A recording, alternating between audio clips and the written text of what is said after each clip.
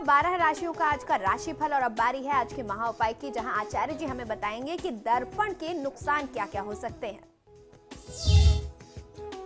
जी बिल्कुल, देखिए हर टॉयलेट में, हर बाथरूम में, हर स्नानागार में दर्पण जरूर होता है, यानी मिरर जरूर होता है। आपको ये जानना आवश्यक है कि अगर ये मिरर, ये दर्पण का प्रयोग सही नहीं किया गया, इस शीशे का प्रयोग सही नहीं किया गया, तो ये आपको बहुत बड़ा नुकसान भी दे सकता है।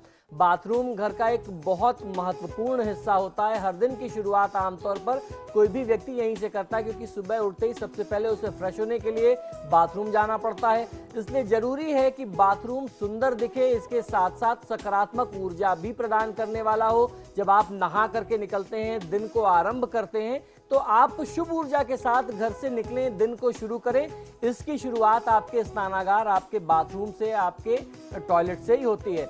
यही कारण है कि बहुत से ऐसे लोग हैं जो बाथरूम में टाइल लगवाते हैं और कई एक्सेसरीज से बाथरूम को सजा करके भी रखते हैं। फेस वॉश करने के बाद अथवा स्नान करने के बाद खुद को देखने के लिए बाथरूम में लोग दर्पण लगाते हैं। चीनी वास्तु विज्ञान, जिसे हम फेंग शुई कहते हैं, इसके अनुसार बाथरूम में दर्पण लगाते समय इस बात का ध्यान आपको रखना बहुत ज़्यादा आवश्यक है कि ये जो दर्पण है, ये दरवाजे के ठीक सामने नहीं हो, यानी आपके टॉयलेट का जो डोर है उसके ठीक सामने दर्पण नहीं होना चाहिए, कदापि नहीं होना चाहिए। ये फेंग शुई का एक बहुत महत्वपूर्ण नियम है। दर्पण का काम होता है परावर्तन, यानी रिफ्लेक्ट करना। जब हम बाथरूम में प्रवेश कर रहे होते हैं तो हमारे साथ सकारात्मक और नकारात्मक, यानी पॉजिटिव और नेगेटिव दोनों ही ऊर्जाएं साथ साथ बाथरूम में प्रवेश करते हैं। जब हम सोकर के उठते हैं तब नकारात्मक ऊर्जा की मात्रा अधिक होती है। दरवाजे के सामने दर्पण होने से, यानी वहां पे शीशा होने से, हमारे साथ जो भी ऊर्जा बाथरूम में प्रवेश करती है वह वापस घर में लौट आती है, यानी आपके बेडरूम में वो निगेटिविटी वापस आ जाती है। दर्पण के नकारात्मक प्रभाव को दूर करने के लिए बाथरूम में दर्पण इस प्रकार से लगाया जाना चाहिए ताकि इसका रिफ्लेक्शन बाथरूम से बाहर की ओर न हो। ये आपको बहुत ज़्यादा ध्यान रखना आवश्यक है। फेंग शुई में यह भी कहा गया है कि बेडरूम में दर्पण नहीं लगाना चाहिए। खासतौर पर ऐसी परिस्थिति में बेडरूम में आपको दर्पण नहीं लगाना चाहिए जिसमें आपका बेड रिफ्लेक्ट करे। अगर आपके मिरर में बेड रिफ्लेक्ट कर रहा होता है तो ये आपके स्वास्थ्य पर प्रतिकूल प्रभाव, विपरीत प्रभाव डाल सकता है, क्योंकि ये दोबारा आपकी निगेटिविटी को आपकी बॉडी में ट्रांसफर कर देता है। पति अथवा पत्नी में से किसी एक की तबीयत अक्सर खराब बहुत ज्यादा रहने लगती है। कुछ लोग दर्पण को मुख्य द्वार के सामने लगाते हैं। इसको वास्तु दोष निवारण के लिए प्रयोग किया जाता है। फेंग शुई के अनुसार घर का दरवाजा खोलते के साथ ही सामने शीशा नहीं होना चाहिए। ये भी बहुत बड़ा नुकसान का एक कारण बनता है, ये भी गलत है।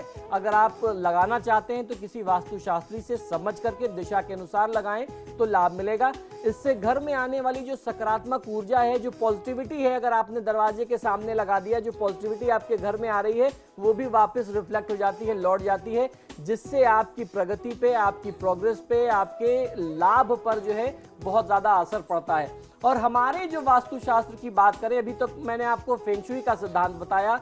हमारा जो अपना भारतीय वास्तुशास्त्र है, भारतीय वास्तुशास्त्र के नियम के अनुसार जब भी आप शीशा लगाते हैं तो उत्तर या पूर्व की दीवार पर लगाना चाहिए, चाहे वो आपका टॉयलेट हो या आपके अपने घर में कहीं लिविंग रूम में आपको लगाना है, खुद को तैयार होने के लिए लगाना है अपने घर में, आपको एक शीशा जरूर चाहिए। तो आप हमेशा ट्राई ये करिए कि नॉर्थ की वॉल पर या ईस्ट की वॉल पर उसके साथ लगाया जाए आपका ड्रेसिंग टेबल, तो बहुत अच्छा होता है। अगर आपको मजबूरी में अपने बेडरूम में रखना पड़ता है तो आप उसको कवर करके रखें। जब आपको तैयार होना है, आपने पर्दा हटाया, खुद तैयार हो गए और फिर उसके बाद कर्टेन डाल दिया।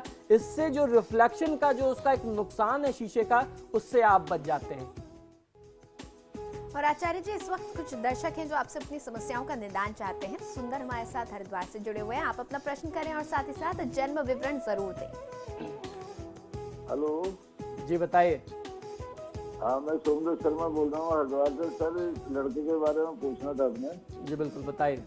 हाँ, लड़के का नाम है पुष्पेंद्र कुमार, जन्म तिथि है 14 सितंबर 1989 जी, और टाइम है 7:30 बजे। सुबह का या शाम का? जन्म का समय ये सुबह का है या शाम का है? ये सुबह का है बेटे जी जी बिल्कुल। देखिए, इस जातक की जन्म पत्रिका के अनुसार बृहस्पति की महादशा में शुक्र की अंतर्दशा चल रही है। समय बहुत अच्छा है। बृहस्पति इनकी कुंडली में चौथे और सातवें भाव का स्वामी है। शुक्र इनकी कुंडली में दूसरे और नौवें यानी भाग्य स्थान का स्वामी है। तो वर्तमान समय में यदि ये जातक या इसके परिवार के लोग, इनके परिजन इस व्यक्ति के लिए भगवान विष्णु और माँ लक्ष्मी की आराधना नियमित तौर पे करते हैं तो निश्चित ही कह सकता हूं कि बहुत अच्छा लाभ इस जातक को अपने आने वाले समय में मिल सकता है। और इसके साथ ही इस कार्यक्रम में फिलहाल इतना ही। आचार्य जी, आप हमारे स्टूडियो में आए, बहुत बहुत धन्यवाद। धन्यवाद। और फिलहाल हमें दें इजाजत। खबरों के लिए देखते रहिए समाचार प्लस।